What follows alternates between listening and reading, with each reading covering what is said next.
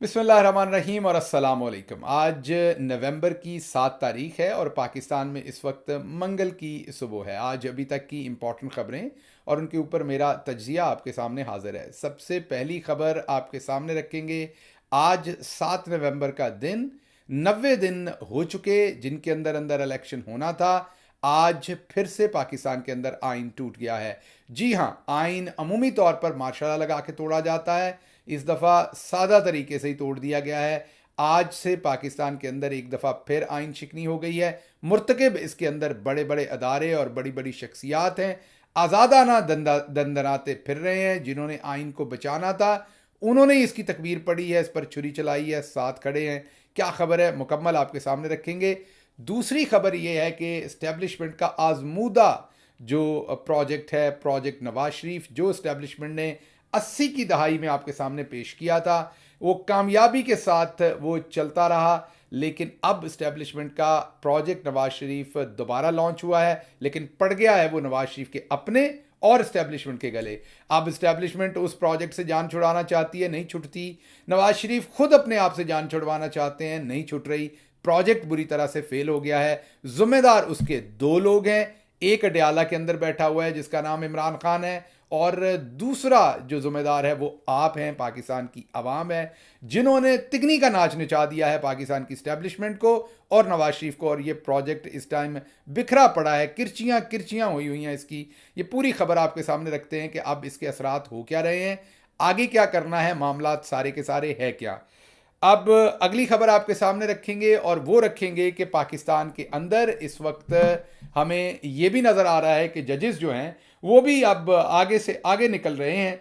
और आशियाना केस के अंदर जज साहब ने आज तो अखीरी कर दी है, और अखीर ये की है कि उन्होंने रिपोर्टर्स को ही अदालत से निकल जाने को कहा। उन्होंने कहा कि ये शहबाज शरीफ का केस है, इसके ऊपर मीडिया की कवरेज नहीं हो सकती। क्यों ना करें रिपोर्टर, जब काजी फायज ईसा साहब ने कहा कि इलेक्शन पे आपने बात नहीं करनी, करनी है तो अपनी बीवी से करनी है। तो जब इतने बड़े बड़े जज साहबान ये काम करेंगे तो फिर मुझे बताइए छोटे जज साहबान तो फिर छोटी छोटी हरकतें करेंगे ही ना, वो क्यों नहीं करेंगे।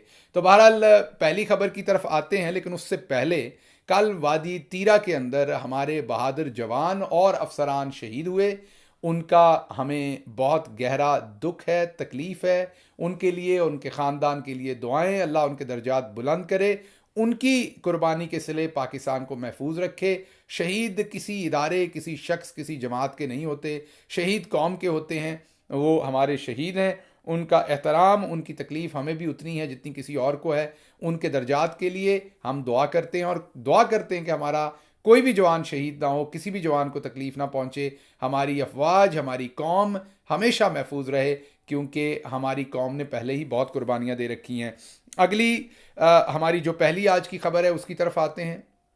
वो खबर है कि आज 7 नवंबर है। आज पाकिस्तान के अंदर ऑफिशियली आइन दोबारा से टूट गया है। जी हाँ, दोबारा से जब मैं कहता हूं तो इससे पहले भी आइन शिकनी की गई थी, जब 90 दिन के अंदर इलेक्शन करवाना था पंजाब और केपीके के अंदर। और उस वक्त की जस्टिस बंदयाल की सुप्रीम कोर्ट जो है, यूं तो जस्टिस बंदयाल साहब ने बहुत सारे बुजदिल फैसले किए, माजरत के साथ अरशद शरीफ के शहादत के केस को दबाने और ख़राब करने का सिला उनको मिला। पाकिस्तान के अंदर इंसानी हकूक़ जिस तरीके से पामाल हुए, उसका उसका उसका तुर्रा इम्तियाज़ भी जस्टिस बंदयाल को मिलता। जिस तरीके से उन्होंने खामोशी रखी, पाकिस्तान के अंदर आज जो कुछ नज़र आ रहा है वो उस टाइम जनरल बाजवा के कहने पर बंदयाल साहब ने रात के 12 बजे सुप्रीम कोर्ट को खोल के वो जो आइन के साथ खिलवाड़ किया, असम्बली की स्पीकर की रूलिंग के अंदर जाके घुसे, पाकिस्तान में होते हुए इलेक्शन को रोका और पाकिस्तान पूरे की तबाही की। उस सब का सेहरा जस्टिस बंदयाल के ऊपर जाता है। लेकिन उसके बावजूद वो 14 मई का जो पंजाब और केपीके का 90 तारीख को इलेक्शन होना था, उसकी तारीख दे के उन्होंने एक अच्छा फैसला किया था, जिससे कम अज कम ऐसे लोग जिन्होंने पंजाब का इलेक्शन ना करवा के आइन शिकनी की थी, उनके गलों के ऊपर कम अज कम एक तलवार लटका दी थी। और ये उम्मीद बंद चली थी कि कभी अच्छे दिन आएंगे तो इन लोगों के ऊपर कार्रवाई होगी। लेकिन आज की सुप्रीम कोर्ट, जो जस्टिस काजी फाइज ईसा साहब की सुप्रीम कोर्ट है, उसने तो हदें ही मुका दी हैं। पहले काजी फाइज ईसा साहब ने आके 16 अगस्त की फाइल हुई हुई पिटीशन, पहले बंदयाल साहब उसे पसे पर्दा छोड़ के गए, उसके बाद काजी साहब ने भी वो उठाने की बजाय प्रैक्टिस एंड प्रोसीजर बिल सुना, उसके बाद कुछ और सुना, उसके बाद कुछ और सुना, जानबूझ के उस वक्त उस केस को सुना जब स्टैब्लिशमेंट को जरूरत थी कि अब सुप्रीम कोर्ट मोहर लगा के दे हमें कि हम जो आइन शिकनी हुई है पाकिस्तान के अंदर, जो इलेक्शन कमीशन ऑफ पाकिस्तान ने की है, सदर पाकिस्तान ने की है और सुप्रीम कोर्ट ऑफ पाकिस्तान ने की है, और सारी बात है पीछे इसकी इस्टेब्लिशमेंट है।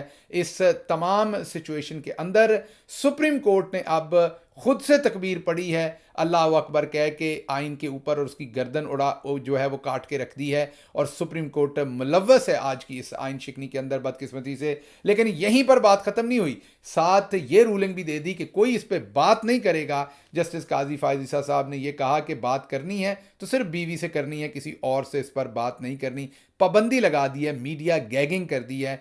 पहले भी वो हदैबिया पेपर मिल्स के अंदर मीडिया गैगिंग कर चुके हैं, इस दफ़ा फिर एक दफ़ा उन्होंने अनफॉर्चुनेटली मीडिया गैगिंग की है। अब इसके अंदर आइन शिकनी तो हो गई, लेकिन हम अभी भी उम्मीद रखते हैं जब पाकिस्तान में इंशाल्लाह अच्छे दिन आएंगे तो जो जो आइन शिकन है, जो आज दंदनाते फिर रहे हैं, ये रिकॉर्ड खुलेंगे और इन आइन शिकनों को किसी ना किसी तरह की सज़ा मिलनी चाहिए, और हम उम्मीद करते हैं कि तब मिलेगी। दूसरी खबर की तरफ आते हैं जो आज की मेजर हाईलाइट है, और वो है प्रोजेक्ट नवाज शरीफ। 1980 की दहाई में इस्टेब्लिशमेंट ने ये प्रोजेक्ट चलाया, कभी इसके सेल ख़त्म हो जाते हैं, कभी शॉर्ट सर्किट हो जाता है। शॉर्ट सर्किट कभी हिंदुस्तान के साथ, राह के साथ, मोदी के साथ, कभी लंदन में, कभी सऊदी अरेबिया में, कभी डॉन लीक्स, कभी और कोई लीक से शॉर्ट सर्किट इसके होते रहे इस्टेब्लिशमेंट का, और इनका ये शॉर्ट सर्किट कभी हो जाता है, कभी बंद जाता है। बहरहाल इस्टेब्लिशमेंट ने इस प्रोजेक्ट को बार बार लॉन्च किया। इस बार दोबारा इस्टेब्लिशमेंट ने प्रोजेक्ट नवाज शरीफ लॉन्च किया है, लेकिन पहली दफ़ा इस्टेब्लिशमेंट को लेने के देने पड़ गए हैं। आज पाकिस्तान के अंदर जो दो लोग हैं जो जिम्मेदार हैं, जो प्रोजेक्ट नवाज शरीफ है उसको आज तबाह करने के या उसको नाकाम करने के, एक तो अडयाला जेल के अंदर बैठे हैं जिनका नाम इमरान खान है, दूसरे आप इस वीलॉग के सामने बैठे हैं पाकिस्तान की आवाम। पहली दफ़ा ये प्रोजेक्ट था क्या? ये प्रोजेक्ट ये था कि एक अजीम शहनशाह कायदे ज़िल्लत जनाब नवाज शरीफ साहब को लंदन से लाया जाएगा। पाकिस्तानी अवाम जो हमेशा बेवकूफ़ बन जाती है, यो फिर ढोल पर डगा लगेगा और वो डालेंगे धमालें, और नवाज शरीफ साहब को कंधों पे उठा के ला के फेंका जाएगा जो है वो वज़ीर आज़म की कुर्सी के ऊपर, और इस्टेब्लिशमेंट कहेगी मूँछों को ताव दे के कि देखा हमने मर्जी का वज़ीर आज़म बना दिया। यही होता है पाकिस्तान में, यही यहाँ पर कानून है, यही यहाँ पर फितरत के फैसले हैं, यही यहाँ पर दोबारा होना था, यही प्लानिंग की गई थी कि आना है नवाज शरीफ ने और छा छू जाना है। लेकिन दरमियान में स्क्रिप्ट का हिस्सा नहीं था। लगता था कि तमाम पॉलिटिकल लीडर जो होते हैं उनमें तीन चीज़ें पाकिस्तान की इस्टेब्लिशमेंट ने कॉमन रखी हुई थी। हर पॉलिटिकल लीडर के बारे में हमें बार बार बताया जाता था इस हमाम में सब नंगे हैं। एक ही प्रोजेक्ट था इस्टेब्लिशमेंट का कि सबको एक जैसा दिखाना है।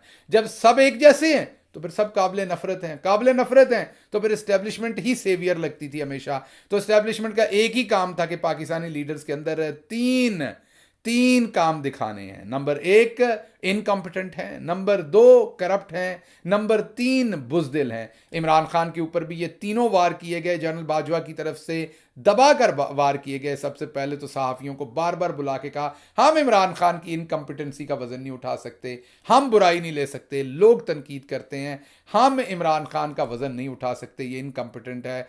और फिर कोविड हो गया, फिर इमरान खान की जो कॉम्पिटेंसी, उसकी जो तूती थी वो पूरी दुनिया के अंदर बजी, वो जो बाजा था वो पूरी दुनिया के अंदर बजा, वो जो ढोल था उसका पूरी दुनिया के अंदर डगा लगा, और इमरान खान की काबिलियत को पूरी दुनिया ने माना। और पाकिस्तान ने 6% पर ग्रोथ की, उसकी जीडीपी ने, लार्ज मैन्युफैक्चरिंग सेक्टर 15% को टच कर गया। पाकिस्तान की रेमिटेंसेस, पाकिस्तान की एक्सपोर्ट 30 अरब को क्रॉस कर गई। पाकिस्तानियों ने अच्छे दिन देखना शुरू किए, और जैसे ही वो हुआ तो अब इनकम्पिटेंस का काम तो हो गया ख़त्म। तो फिर बाजवा साहब ने कलाबाजी मारी और घड़ी तोशा खाने की घड़ी ये निकाल लाए कि करप्ट है। मैंने आपको बताया 3 मंत्रे हैं, इनकम्पिटेंट, करप्ट दूसरा, और तीसरा कावर्ड। और ये जो करप्ट वाला था ये जो है ये मंत्रा भी ना चला, तोशा खाने का केस कैसे अदालत में उड़ा वो आपने देख लिया। तो फिर तीसरा मंत्रा था कावर्ड कि इसको पकड़ लो, जेल के अंदर डालो, जेल के अंदर डालने से पहले इसके लोगों के ऊपर खूब जुल्म करो, उनसे इसके खिलाफ स्टेटमेंट्स लगाओ, इसको मुल्क दुश्मन अनासर साबित करो, इसको पाकिस्तान की अफवाज के मुखालिफ साबित करो, इदारों के खिलाफ साबित करो, पाकिस्तान की सलामती के खिलाफ साबित करो, और उसके बाद इतने सख्त केसेस के अंदर इमरान खान को जेल में डाल दो। जब जेल में डाल दोगे तो खुद ही कहेगा माई बाप माफ कर दें, मैं एनआरओ मांगता हूं और मुल्क से भागने को तैयार हूं। तो तीसरी कड़ी मुकम्मल हो जाएगी, करप्ट, इनकम्पिटेंट और कावर्ड।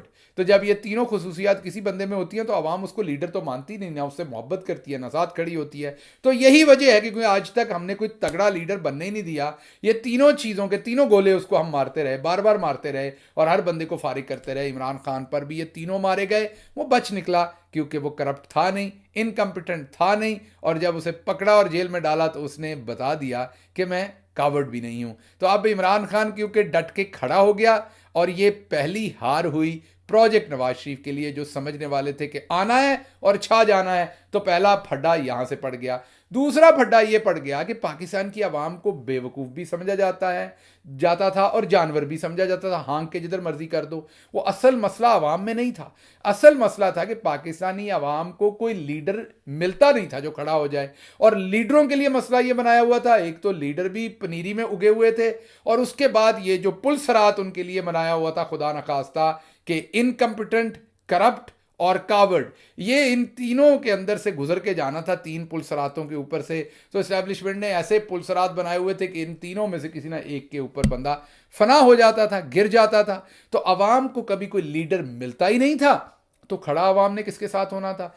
इस दफा पहला धचका इमरान खान खड़ा हो गया। इमरान खान खड़ा हो गया तो उसके पीछे पब्लिक खड़ी हो गई। और आज नून लीग के अपने अकाउंट से, ये नून लीग का अकाउंट है, नून लीग के लोगों का अकाउंट है ये, और इस अकाउंट से, ये उनका ऑफिशियल बेशक ना हो लेकिन नून लीग के लोग इसे चलाते हैं, इस अकाउंट के ऊपर आज इमरान खान के ऊपर 80% से ज्यादा वोट ये नून लीग के फॉलोअर्स के अंदर से पड़ रहे हैं। ये इस अकाउंट के फॉलोअर नून लीग के ज्यादातर, उसके अंदर इमरान खान 80% के ऊपर है और नून लीग जो है वो 15% के ऊपर है। तो हालात देख लीजिए प्रोजेक्ट कितना बुरी तरीके से फ्लॉप हुआ है। और इसीलिए जब ये जाली सर्वे कंपनीज सर्वे दिखाती है ना, इमरान खान 60% पे, नून लीग 30% पे, तो मैं पीटीआई के लोगों को बार बार कहता हूं कि इस झूठ के इस चक्कर में मत आए, इन सर्वेज के स्क्रीनशॉट मत लगाएं, क्योंकि इमरान खान 90% से कम नहीं है आम आवाम के अंदर।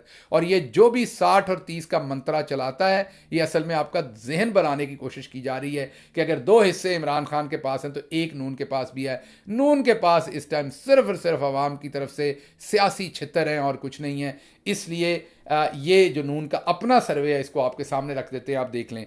दूसरी प्रोजेक्ट नवाज शरीफ का तो मैंने आपको बता दिया कि बुरी तरह से लीरो लीर हुआ पड़ा है इस टाइम, फटे हुए टायर की तरह इस टाइम उसकी सारी तारें बाहर निकल आई हैं। तो प्रोजेक्ट नवाज शरीफ लाने वाले और प्रोजेक्ट नवाज शरीफ खुद फंसा पड़ा है कि अब जाएं तो किधर जाएं। लेकिन उसके साथ साथ कल शाहिद खाकान अब्बासी साहब का जो इंटरव्यू है उस पर उन्होंने बड़े काम की बातें कही। एक तो उन्होंने कहा कि अगर हुकूमत नवाज शरीफ को इस्टेब्लिशमेंट दे रही है तो ऐसे नहीं लेनी चाहिए, उनका बहुत नुकसान होगा। फिर उन्होंने कहा कि इस्टेब्लिशमेंट हमेशा करप्ट लोगों को सपोर्ट करती है, और क्योंकि उनको इस्तेमाल करना होता है इस्टेब्लिशमेंट ने, तो करप्ट लोगों के ऊपर हाथ रखती है। फिर तीसरी बात उन्होंने ये कही कि इमरान खान पब्लिक में पॉपुलर है, उनका मुस्तकबिल है, उनको कोई मिटा नहीं सकता। और चौथी बात उन्होंने कही कि मुझे इलेक्शन लड़ने का मेरे ऊपर बहुत प्रेशर है, लेकिन मुझे खून ही खून नज़र आ रहा है। खुदा खैर करे शाहिद खाकान अब्बासी सच बोल रहे हैं। पाकिस्तान के अंदर जब कोई इतना सच बोलता है तो फिर उसकी बलि चढ़ा दी जाती है। हमारी दुआ है कि शाहिद खाकान अब्बासी जो हैं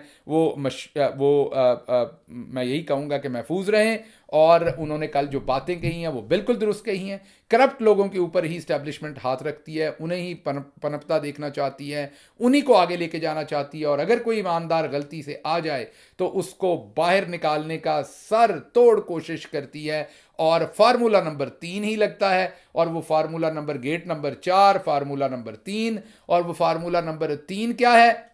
इनकम्पिटेंट, करप्ट, कावर्ड।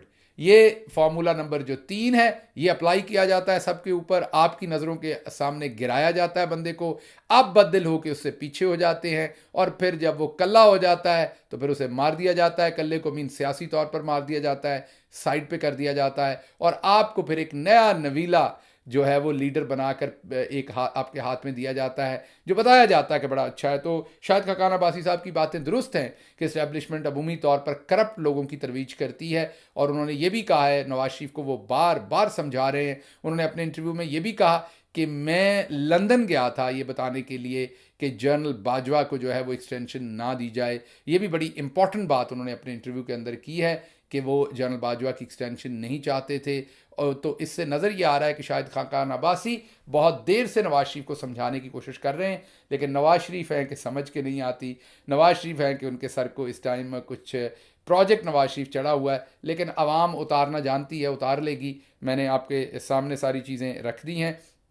उसके बाद अब अगली बात आपके सामने जो हम रखेंगे वो है आज जो लाहौर में हुआ है, जो एहतसाब अदालत है, एहतसाब अदालत नंबर 2, कोर्ट नंबर 2 एहतसाब अदालत लाहौर। उसके जज हैं जनाब मलिक अली जुल्करनैन अवान। अली जुल्करनैन अवान साहब ने अभी आशियाना केस शहबाज शरीफ का सुन रहे हैं। ओपन एंड शट केस है, करप्शन सीधी सीधी हुई है, क्योंकि ऊपर बैठे जनरल नज़ीर भट्ट साहब ने ये ऑर्डर दिया हुआ है कि नवाज शरीफ को हर सूरत रिलीफ देना है। तो उन्होंने कोर्ट के अंदर ये कह दिया है कि कोई सहाफ़ी इसको कवर नहीं करेगा, सब सहाफ़ी ज़रा बाहर निकल जाएं। मकसद क्या है उस बात का? मकसद यही है कि क्योंकि सहाफ़ियों के सामने शर्म आती होगी अली जुल्करनैन अवान साहब को कि किस तरीके से ये कालक अदालत के मुंह पे मली जाए, शहबाज शरीफ को रिलीफ देना है तो अली जुल्करनैन अवान साहब का आपने नाम याद रखना है, नाम ही काफ़ी है। तो उन्होंने कहा कि वही फार्मूला अपनाते हैं जो फार्मूला है काजी फाइज ईसा साहब का। जब हदैबिया पेपर मिल के अंदर उन्होंने शरीफ ख़ानदान को रिलीफ दिया, वो भी ओपन एंड शट केस था, तो उन्होंने साथ ही मीडिया गैगिंग कर दी थी, मीडिया के ऊपर कवरेज पर पाबंदी लगा दी थी। अभी आज जब अली जुल्करनैन अवान साहब दोबारा वैसी ही हरकत कर रहे हैं, और उससे पहले काजी फाइज ईसा साहब ने अभी इलेक्शन के अंदर जो रिलीफ दिया है आइन तोड़ने वालों को, कोशिश किया रिलीफ देने की, वहाँ भी मीडिया गैगिंग कर दी है। तो अब अली जुल्करनैन साहब ने कहा जब ऊपर वाले कर सकते हैं तो हम क्यों नहीं कर सकते। तो उन्होंने फुट स्टेप्स फॉलो किए हैं और आज मीडिया गैगिंग की है। और मीडिया गैगिंग करने की वजह यही है, मीडिया को चुप करवाने की, मीडिया को अदालत से निकालने की, कि वो इतना गंदा धंधा है, पर इतना गंदा है कि जिस तरीके से आज शहबाज शरीफ को ओपन एंड शट केस के अंदर रिलीफ दिया जाना है, उससे अदालत की भी सुबकी होनी थी, अली जुल्करनैन अवान साहब की भी सुबकी होनी थी, जज जो हैं एहतसाब अदालत नंबर 2 लाहौर के। तो उन्होंने फिर यही बेहतर समझा कि कैमरों को ही सामने हटा दिया जाए, और कोशिश करेंगे जज साहब को आपके सामने रखें, ताकि उन्होंने अदालत से तो उन्हें निकाला है, लेकिन हम जज साहब को आवाम की अदालत में आपके सामने रखें ताकि आप ये देख सकें और जान सकें कि कौन से जज साहब हैं जिन्होंने ये बहुत बड़ा इंसाफ का जो है वो परचम बुलंद किया है, आपको ये पता रहे। अच्छा जी, इसके साथ ही मुझे इजाज़त दीजिए। अल्लाह आपका हामी और नासिर हो। पाकिस्तान जिंदाबाद।